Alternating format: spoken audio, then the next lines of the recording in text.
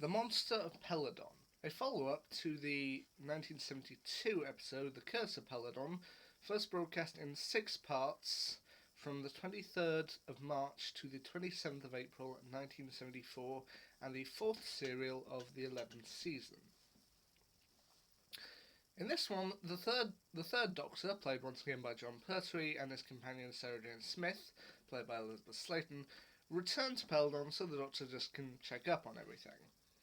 However, he finds that the previous king, King Peladon, it's been 50 years since his last visit, and King Peladon is now deceased, and the planet is now being ruled over by his daughter, Queen Thalera. I'm not sure if it's Thalera, Thalera, or anything.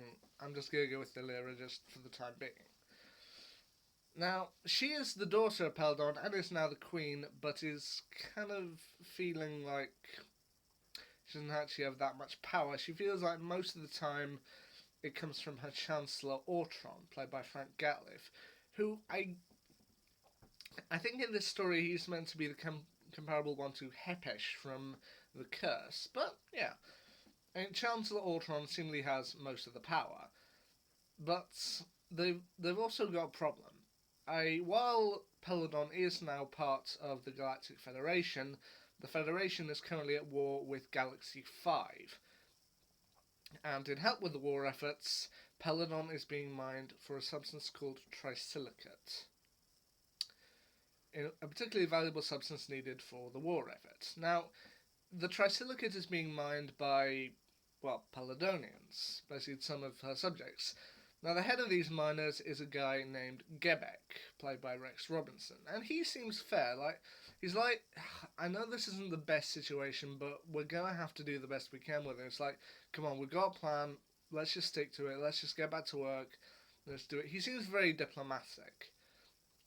Whereas you've also got his second in command, a guy named Etis, played by Ralph Watson, who is seemingly constantly on the verge of revolution. Just while Gebek is just trying to say, "Look, come on, we've got a plan. Let's just stick to it." Etis is more like, "No, we must strike now. I will destroy the Citadel." Now, while on Peladon, it's not only the Queen who the Doctor runs into. He also runs into his previous friend from the last story, Alpha Centauri, once again voiced by Yusan Churchman, who it's great to once again see the character pop up in this episode, and it's really nice to see her. Of course, Yusan would also return once again a few years in 2017 to voice the character again in Empress of Mars. But yeah, that's not the only problem they've got to deal with. Not only kind of striking miners, but they've also got several more problems than that. One is, of course, the miners wanting revolution. Two is Ortron exercising his power. And the third is Ice Warriors. As the Ice Warriors show up, apparently a rogue faction from Mars who would want to supply Galaxy 5 with trisilicate in order to, I'm not entirely sure why, but maybe it's to fight back against the Federation, I'm not entirely sure. But then they've also got a man on Peladon named Eckersley, who's kind of like the head of security, but then it's kind of revealed he's a bad guy and he ultimately wants power for himself to rule over certain parts of the universe. I'm not entirely sure, but yeah. Now, this would actually be the final appearance in Classic Who of the Ice Warriors.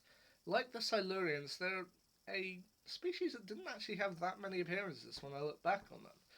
I mean, they appeared in the Ice Warriors back with Patrick Troughton. They appeared in the something like the Seeds of Death, like later on towards the end of Troughton's run, and then the two Peladon stories. So that was apparently it. There were plans to have them come back with, I believe, the Sixth Doctor for a story called The Monster of Magnus, and there were plans to have them come back with the Seventh Doctor in an episode that was ultimately never made, which I believe was called Ice Time. And yeah, they were apparently a monster that didn't actually get that many appearances in Classic Who, and then were ultimately brought back in Series 7 of New Who with Cold War, and eventually Empress of Mars. Also, it is nice to see Agador back in this story. I mean, he's not there that much, but then when the Doctor and Sarah seemingly throw down into a pit to face the to face the judgment of Agador. The Doctor does manage to calm Agador once again using the same song that he did last time, which I feel was a nice touch. I mean, it would have been so easy to just forget that small detail, but he uses the same song to calm Agador down, and they eventually do manage to use Agador in order to track down Eckersley when things go wrong. Now, with the Ice Warriors in this story, I personally think that I do prefer them in The Curse.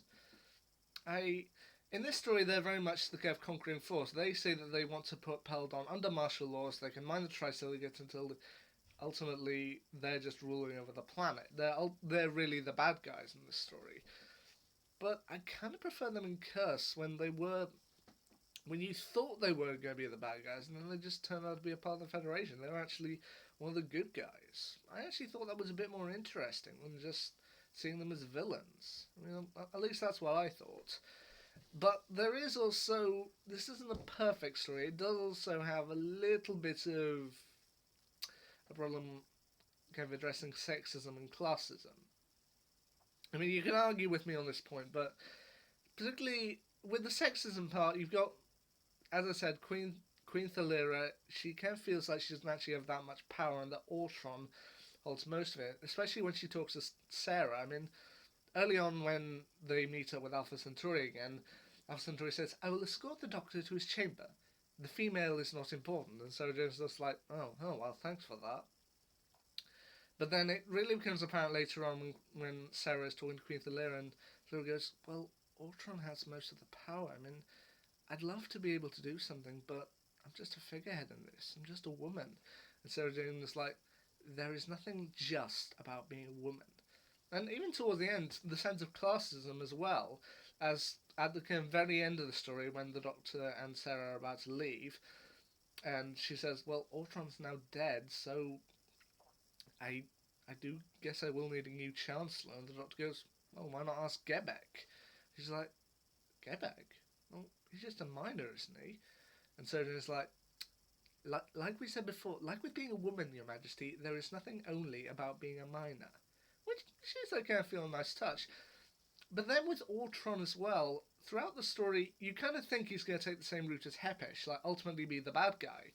But then as the story goes on, he's not really coming across as the bad guy. He's more just he's just doing what he thinks is right, even if at times he's going about it the wrong way. It's a nice touch. So, as I said, the Ice Warriors wouldn't actually be seen again until New Who came around, but I do feel this was a good episode. Do I prefer it to Curse? Well, I think I do prefer Curse a little bit more, just because I found the Ice Warriors to be a little bit more interesting in that story. But was I glad I watched The Monster of Peladon? Absolutely. No, I started watching those two because of their line, Sarah Jane and Joe's lines from Death of the Doctor, and you know what? I'm glad I saw this story. This is also the penultimate story of John Pertwee as the Doctor, as the next one would be his ultimately final story, Planet of the Spiders. So like with The Curse of Peladon coming before The Sea Devils, another one that's in my collection, I do love it when my classic Doctor Who slots together. So, yeah, I do love when one episode comes before another in my collection, and I can ultimately just watch it back to back. So, The Monster of Peladon, I don't necessarily think it's as good as The Curse of Peladon, but, you know what, I'm still glad I saw it. Will be the next classic episode on my watch through? Well, I'll have to have a think about that. Until then, see ya.